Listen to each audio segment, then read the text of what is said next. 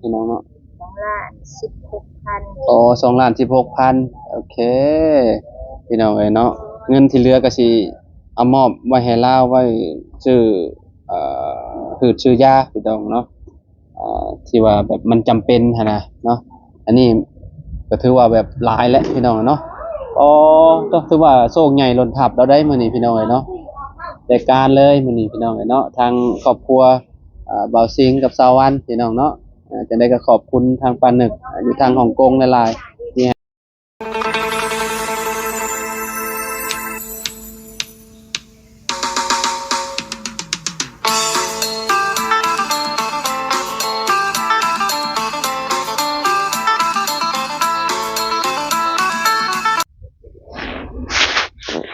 กราบสบายดีสวัสดีพ่อแม่พี่น้อง FC เบิร์ดสุกูสู่คนบ่ว่าสิอยู่ในและก็ต่างประเทศเด้อพี่น้องเด้อน้องกันยินดีต้อนรับเข้าสู่ช่องบ่าวลาวสตูดิโอนะพี่น้องเนาะเอามื้อนี้พี่น้องเฮาก็อยู่ที่บ้านหลัก30หลัก35เมืองจำพรแขวงสะหวรรณเขตนะพี่น้องก็คือมีป้าเนาะท่านหนึงเนาะพี่น้องเพิ่นก็เป็นคนไทยแหละพี่น้องเพิ่นก็ไปอยู่ฮ่องกงเนาะพี่น้อง ซึ่งป้าเพิ่นได้เบิ่งคลิปบ่าวซิงกับสาววันแล้วก็ลูกเพิ่นนั่นแหละเนาะพี่น้องสองผัวเมียตาบ่ค่อยดีแหละเนาะพี่น้องเนาะคือป้าครอบครัวป้านึกเนาะเพิ่นก็เป็นคนไทยอยู่ทางฮ่องกงเนาะพี่น้องเพิ่นฝากเงินมาจำนวน4,000 บาทเนาะพี่น้องเพิ่นก็ให้ค่าน้ำมันเฮาเนาะพี่น้อง500 บาทเนาะก็เหลือเงินอยู่3,000กับ500 บาทพี่น้องเนาะป้าเพิ่นก็บอกให้เฮาซื้อข้าว50 โลนะพี่น้องแล้วก็ปลากระป๋องนะพี่น้องปลากระป๋องนี่ประมาณ5แพ็คนะพี่น้องปลากระป๋อง5แพ็คและไข่นะพี่น้องไข่อยู่2แพ็คแล้วก็เป็นมาม่าพี่น้องเลยเนาะหรือว่าไวๆเนาะให้ทางครอบครัวสาววันกับเบาสิงพี่น้องเลยเนาะเพิ่นเห็นแล้วเพิ่นก็อีต้นสงสารพี่น้องเลยเนาะทางป้านึกเนาะพี่น้องเนาะเพิ่นไปอยู่ฮ่องกงเพิ่นเบิ่งคลิปแล้วโอ้ยเพิ่นว่าเนาะอยากซื้อข้าวซื้อหยังให้เบาสิงเด้เพิ่นว่าเนาะจังได๋ก็ต้องขอขอบคุณเนาะทางป้านึกหลายๆเด้อเนาะก็ขอให้ครอบครัวป้านึกอยู่ดีมีแรงความเจ็บบ่ให้ได้ความไข้บ่ให้มีเด้อปรารถนาสิ่งใดก็ขอให้ได้สิ่งนั้นเนาะนอนหลับให้ได้เงินหมื่นนอนตื่นให้ได้เงินแสนบ่ว่าป้านึกกับครอบครัวเฮ็ดธุรกิจหยังค้าขายหยังก็ขอให้ประสบความสำเร็จในหน้าที่การงานตลอดปีตลอดไปเด้อป้าเด้อเนาะที่ขาดบ่ได้ก็ขอบคุณพ่อแม่พี่น้อง FC ทุกๆคนเลยที่ติดตามและเป็นกำลังใจให้เด้อพี่น้องบ่ว่าสิอยู่ในและก็ต่างประเทศเนาะบัดนี้เดี๋ยวเราลงไปซื้อแนวอยู่ในกินให้เบาจิงกับสาวันเพิ่นก่อนพี่น้องเนาะตอนนี้เราก็อยู่ที่อาหารเพิ่นเป็นที่เรียบร้อยแล้วพี่น้องโดยไปลงไปเบิ่งนำกันพี่น้องเอ้ยเนาะบ่ฮู้ว่าข้าวแม่เวียงเรายังอยู่บ่หรือว่าแนวใดเนาะเอ่อซื้อหยังกันน่ะว่าเอาเงินเลขว่าเอาเงินเลขถึกเลขโอ้ออกเลขหยังกันน่ะเรียกจอมถือหนังที่ทางสบายดีเด้อไปเด้อมาซื้อสิซื้อข้าวกระสอบหนึงกระสอบเท่าใด600,000 ซาวโอเคพี่น้อยเนาะชื่อหลายอย่างอยู่ได้นี่ไข่ที่สองแตะเด้อโดยไข่2 แตะเนาะไข่แค่58,000โอ้คือว่าโอเคเลยเนาะไข่อยู่2 แตะแล้วก็อันนี้ซบหนึงเท่าใดแม่38เอาไปเอาไปเบิ่งก่อนเนาะเพราะว่ามีงบอยู่2 ล้านกับ200,000กับ5,000พี่น้องเอ้ยเนาะเงิน3,500เนาะประมาณนี้พี่น้องว่าสิเอาขนม3 อันเนาะคันว่าเราไล่พอดีพองามกับอันนั้นเนาะอันนี้5ค่าเอา5กล่องโดยกล่อง113เนาะแล้วก็เอาปลากระป๋องนี่เอา5 แพ็คเนาะบ่ฮู้ว่าแพ็คเท่าใดพี่น้องเนาะในเวียงแพ็คเท่าใดนี่น่ะพวกปลากระป๋องนี่3 พวกขวด70 3 พวกขวด70 ามแม่ครัวต้องโอน30เอาอัน3พ่อครัวก็ได้พี่น้องเลยเนาะ3พ่อครัวนี่เอาไปอ่เราบอกว่า5แพ็คเนาะเอาไป5แพ็คก่อนเนาะเดี๋ยวคันว่าเงินเหลือเดี๋ยวเฮาสิเอาเพิ่มไปอีกพี่น้องเอ้ยเนาะ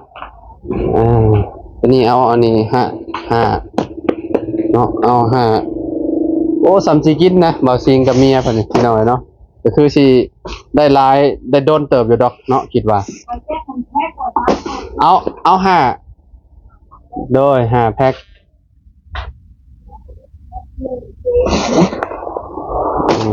เอาเปิด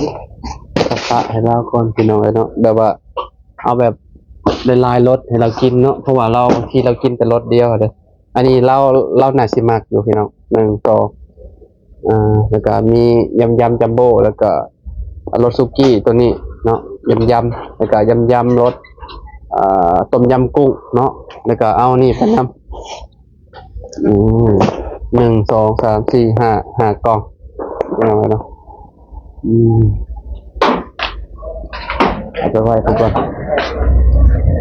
ข้าว1กระสอบว้าวไดโนเสาร์ใหญ่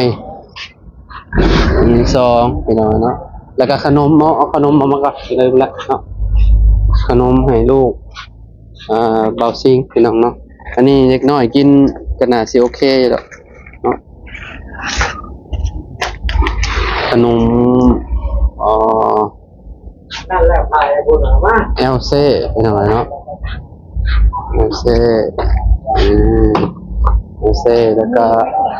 มีประมาณ5อันนี้เฮาซ่อนแม่นอยู่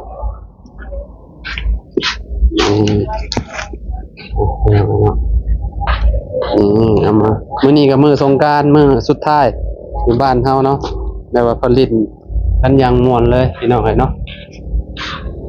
เกลี้ยงเลยเนาะขนมนี่อ๋อพี่น้องเอ้ยเนาะ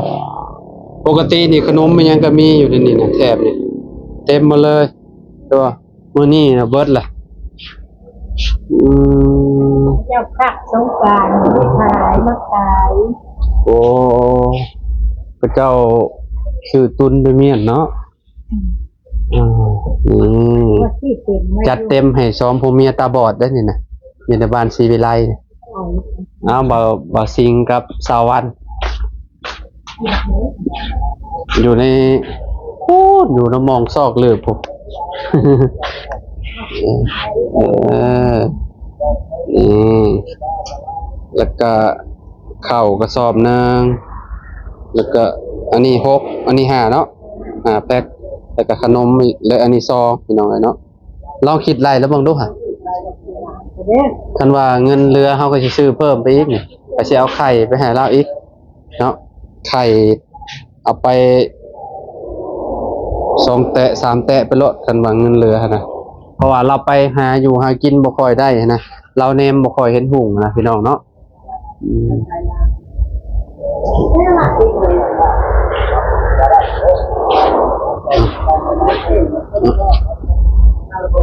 ประมาณนี้นะพี่น้องเนาะรอบังก่อนให้ทางแม่เวียงเพิ่นคิดไล่บางเงินก่อนน้อยนึงพี่น้องเอ้ยเนาะของที่เฮาเอามาเนาะก็สิประมาณนี้พี่น้องเอ้ยเนาะปลากระป๋องนี่ประมาณ6แพ็คพี่น้องเอ้ยเนาะเฮาเพิ่มไปพี่น้องเอ้ยเนาะเพิ่มปลากระป๋องไปแล้วก็ขนมแอลเซ่อยู่3กล่องแล้วก็ขนมอันนี้ขนมอีหยังบุอันนี้กุ้งสวยเอาไปฝากน้องเพิ่นแล้วก็ปลาแดกเนาะปลาแดก2พี่น้องเนาะเพราะว่ามันก็จะเป็นนะปลาแดกก็ได้แล้วก็มีอันนี้ไข่2พี่น้อง2แตะเนาะแล้วก็เพิ่มเป็นนัวไปอีกพี่น้องเป็นนัว2ห่อแล้วก็แพ็คไปให้เพิ่นพร้อมเนาะแล้วก็มี1 2 3 4ประมาณ5กล่องเนาะแล้วก็น้ำปลาเนาะพี่น้องแล้วก็มีน้ำตาล1ห่อแล้วก็มีสบู่นำพี่น้องสบู่เนาะโอ้เนาะให้เราคิดเบิ่งเงินก่อนบ่ฮู้ว่าสิเบิดเท่าใดเนาะเบิด2ล้านก็2ล้านนิดหน่อยนี่ก็ถือว่าโอเคละพี่น้องเนาะ2,16,000 16,000 อ๋อ2,16,000โอเคพี่น้องเอ้ยเนาะเงินที่เหลือก็สิเอามอบไว้ให้ลาวไว้ซื้อเอ่พืชซื้อยาพี่น้องเนาะที่ว่าแบบมันจำเป็นหันนะเนาะอันนี้ก็ถือว่าแบบหลายแล้วพี่น้องเนาะอ๋อก็ถือว่าโชคใหญ่ล้นทับเราได้มื้อนี้พี่น้องเอ้ยเนาะได้การเลยมื้อนี้พี่น้องเอ้ยเนาะทางครอบครัวบ่าวสิงห์กับสาววันพี่น้องเนาะจังได๋ก็ขอบคุณทางปานนึกอยู่ทางฮ่องกงหลายๆที่ให้เฮาเป็นสะพานบุญให้เนาะมื้อนี้เฮาก็ได้เป็นสะพานบุญให้เพิ่นเนาะพี่น้องมาซื้ออยู่ห้านแม่เวียงนี่แหละพี่น้องเอ้ยเนาะแบบว่าห้านประจำแต่ว่าเพิ่นก็เป็นกันเองเลยเด้อพี่น้องเอ้ยเนาะมาเพิ่นก็เครื่องเพิ่นนี่บ่ค่อยขายแพงปานใดขายทั่วถึงพี่น้องเอ้ยเนาะแต่ว่าเฮาก็เคยมาซื้อน้ำลาวตลอดแหละเนาะต่อเราคือสิยิ้มคักปานยังแหละข้อยคิดว่าพี่น้องเพราะว่าดนแล้วเด้บ่เห็นเราได้แบบนี้หันนะพี่น้องถือว่าเป็นบุญของเราพร้อมแหละเนาะที่ว่าเราได้กินแบบแนวแซ่บๆพี่น้องเนาะอันนี้ก็กินแบบโอ้อันน่ะกล่องหนึงนี่มีอยู่30ซองเด้พี่น้องเนาะ30ซองเลยกินซ้ำสิกินนะนี่เนาะแม่เนาะ2คนกินหนึ่งได้บ่ได้อันนั้นลูกน้อยก็หากับปีปลายหนึงปีปลายหนึ่งลูกเราน่ะกิน2ผัวเมียนี่ก็คือแบบน่าสิดนอยู่พี่น้องเนาะพวกอันนี้ปลาน้ำปรุงน้ำปลาก็คือแบบน่าสิดนอยู่ดอกเนาะอันนี้ปลาแดกพี่น้องเนาะปลาแดก2ขวดแล้วก็มีอันนี้นํเนาะบ่แบบว่าบ่ใส่เกลือก็ได้ติน้ำปลาก็มีเนาะเนาะแม่เวียงเนาะแบบว่าสิแถมให้นำเกลือสิมาแถมให้นำเด้อ2ห่ออ๋อแถมเกลือให้พร้อมอันนี้แถมเกลือให้พร้อมพี่น้องเอ้ยเนาะเพื่อว่าเพิ่นบ่อยากใส่น้ำปลาว่ะอยากใส่เกลือแทนว่านะเนาะเนาะก็บ่เนาะพี่น้องก็บ่ฮู้คือกันเฮาเอาไปเผื่อไว้เนาะแต่ว่าแม่เวียงเราสิแถมให้พี่น้องเราใจดีเด้ใจดีแฮงเนาะทางแม่เวียงพี่น้องเอ้ยเนาะมีแต่สิจ่ายเงินเราก่อนพี่น้องเนาะโอ้ยขอบใจหลายๆพี่น้องเอ้ยเนาะนี่แหละมักใจเราพี่น้องเอ้ยเนาะแม่เวียงคือว่าแบบเราก็ใจดีสุดๆเนาะมายามใดก็เราให้ตลอดได้บางทีก็ให้น้ำให้หยังพี่น้องเนาะอันนี้ขนมเนาะน้องดาวเรืองเฮงไปยามใดก็อยากกินแต่ขนมพี่น้องเพิ่นว่าโอ้ยบ่มีขนมบ่พ่อกับแม่เพิ่นถามอยู่เนาะไปบัดนี้จัดหนักให้เราโลดเนาะกินหลายมื้ออยู่คนน้อยน่าสิกินตัวนี้นั่นเพิ่นน่าสิมักตัวนี้แหละคิดว่าขนมกรอบๆเป็นอะไรเนาะ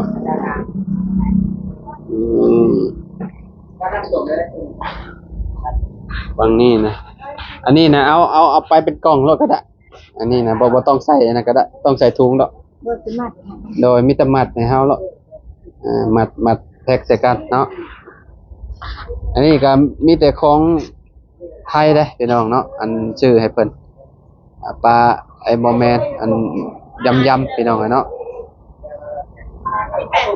มีแต่แนวแซ่บๆเฮากับคนนึงแหละมักกินมีนี่ยามแรงบ่ต้องกินข้าวก็ได้กินหมี่ก็ได้พี่น้อง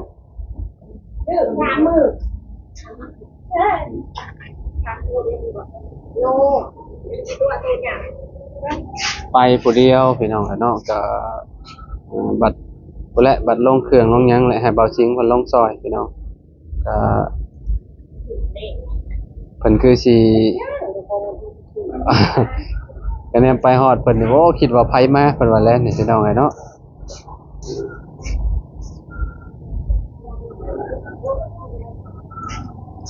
สองผัวเมียพยายามแรงๆพี่น้องเนาะเข้าไปหาเพิ่นยามแรงๆเลยเนาะเข้าไปแบบเซอร์ไพรส์เพิ่นนะเซอร์ไพรส์เพิ่นเนาะเงินที่เหลือก็เอาให้เพิ่นเลยเนาะเหลืออยู่ประมาณ100,000 น้อยๆนั่นแหละเนาะไว้เพิ่นซื้ออ่ชื่อยาเนาะเวลาเจ็บเป็นพี่น้องเอ้ย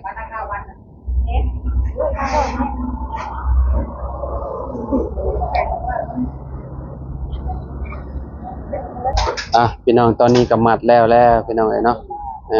มีเนาะมีแต่สิจ่ายเงินแม่เวียงเพิ่นก่อนเนาะเนี่ย2 ล้านเนาะกับ100,000พี่น้องเอ้ยเนาะ2 ล้านกับ16,000เนาะเอาสีเอาสามสี่เก้มานี่ด่วน8 9 10โอเคพี่น้องเอ้ยเนาะ2 ล้านกับ16,000เงินทอนก็สิ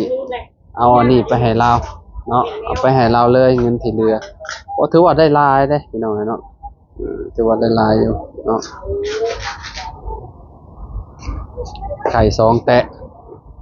เอาไปหลายยันมันกินบ่เบิดยันมันเน่าพี่น้องเนาะยันมันเน่าก็เลยแบบเอาไป2แตะให้เราก่อนปลากระป๋องนี่6แพ็คเลยปลากระป๋องกินได้หลายมื้ออยู่เพราะว่าแพ็คหนึงมันมี10เนาะ60เลย60กระป๋อง60กระป๋องอ๋อโดยขอบใจนะ ให้กินน้ำเย็น โอ้ยขอบใจเด้อโอ้ยพี่น้องเอ้ยเนาะใจดีพี่น้องเราให้น้ำพร้อมขวดหนึงพี่น้องเอ้ยเนาะมีแต่สิคนขึ้นรถแล้วบาดนี้เอาขึ้นรถก่อนเนาะเปิดท้ายรถก่อนแป๊บนึงพี่น้องเอ้ยพี่น้องเอ้ยเนาะคนขึ้นรถก่อนเนาะสงกรานต์มื้อสุดท้ายมื้อนี้เนาะโอ้ยพี่น้องเอ้ยเนาะใครแน่แต่ก็เจ้าบ่ได้ลิ้นแถวหนทางน่ะก็เจ้าบ่ได้ลิ้นพี่น้องเอ้ยเนาะคันว่าก็เจ้าลิ้นนี่ว่าเปียกเด้อนี่พี่น้องเอ้ยเนาะนักเด้อตัวน่ะเด้อเดี๋ยวยกเข้าก่อนพี่น้องเอ้ยเนาะเข้า1กระสอบอันนี้โคตรนักเลยตัวนี้น่ะมีแต่ยกเข้าก่อนแป๊บนึงไปเด้อแม่เด้อขอบคุณขอบใจหลายๆใจบุญขอบใจหลายโอ้ยมาอุดหนุนซอยมีเวียงเพิ่นพี่น้องเนาะไปบัดนี้เฮาเดินทางไปหาบ่าวซิงก่อนพี่น้องพอกัน EP หน้าเด้อพี่น้องเด้อเนาะ EP นี้ก็ซื้อนี่แล้วพี่น้องเนาะซื้อแนวอยู่แนวกินไปให้ลาวพี่น้องเนาะบ่ว่าสิเป็นไข่เป็นข้าวสารแล้วก็มีหลายๆอย่างเลยอยู่ในหั่นเนาะไปลุ้นนำกันว่าเพิ่นสิดีใจซำใดพี่น้องเนาะขึ้นรถก่อนพี่น้องขอบคุณผู้ใหญ่เพิ่นก่อนเนาะนี่เฮาก็ขึ้นของแล้วไปนที่เรียบร้อยแล้วเนาะพี่น้องแนวอยู่แนวกินนั่นแหละเนาะจะได้ก็ดีใจนำเบาซิงหลายๆเนาะก่อนอื่นก็ต้องขอขอบคุณเนาะทางป้านึกพร้อมด้วยครอบครัวหลายๆเด้อที่ให้ลูกเป็นสะพานบุญเนาะก็ขอให้ป้านึกกับครอบครัวอยู่ดีมีแฮงความเจ็บบ่ให้ได้ความไข้บ่ให้มีเด้อป้าเด้อปรารถนาสิ่งใดก็ขอให้ได้สิ่งนั้นนอนหลับให้ได้เงินหมื่นนอนตื่นให้ได้เงินแสนบ่ว่าป้ากับครอบครัวสิเฮ็ดธุรกิจหยังก็ขายหยังก็ขอให้ประสบความสำเร็จในหน้าที่การงานตลอดปีตลอดไปเด้อป้าเด้อเนาะช่วยเหลือหรือว่าซื้อแนวอยู่ในกินให้เบาซิง 3,500 บาทก็ขอให้กลับขึ้นไปหาสมเจ้าเป็นหมื่นเป็นแสนเป็นล้านเท่าบ่เด้อป้าเด้อเนาะเพิ่นก็เป็นคนไทยพี่น้องไปอยู่ฮ่องกงเนาะครอบครัวป้านึกเนาะที่สำคัญก็ขาดบ่ได้ก็คือ FC ขอบคุณหลายๆเด้อที่ติดตามและเป็นกำลังใจให้เด้อพี่น้องขอบคุณวัดสุขุทุกคนเนาะลิ้นสงกรานต์ปีนี้ก็ผ่านพ้นไปโดยดีเนาะทางฝั่งไทยฝั่งลาวกับมื้อนี้มื้อสุดท้ายพี่น้องเนาะสำหรับคลิปนี้ก็ขอตัวเลยเด้อพี่น้องเด้อพบกันคลิปหน้าสำหรับคลิปนี้เนาะไปแล้วสบายดีพอกัน EP ไปมอบของให้เบาซิงบ่ฮู้ว่าเพิ่นสิดีใจซำใดพี่น้องไปแล้วสบายดีพี่น้อง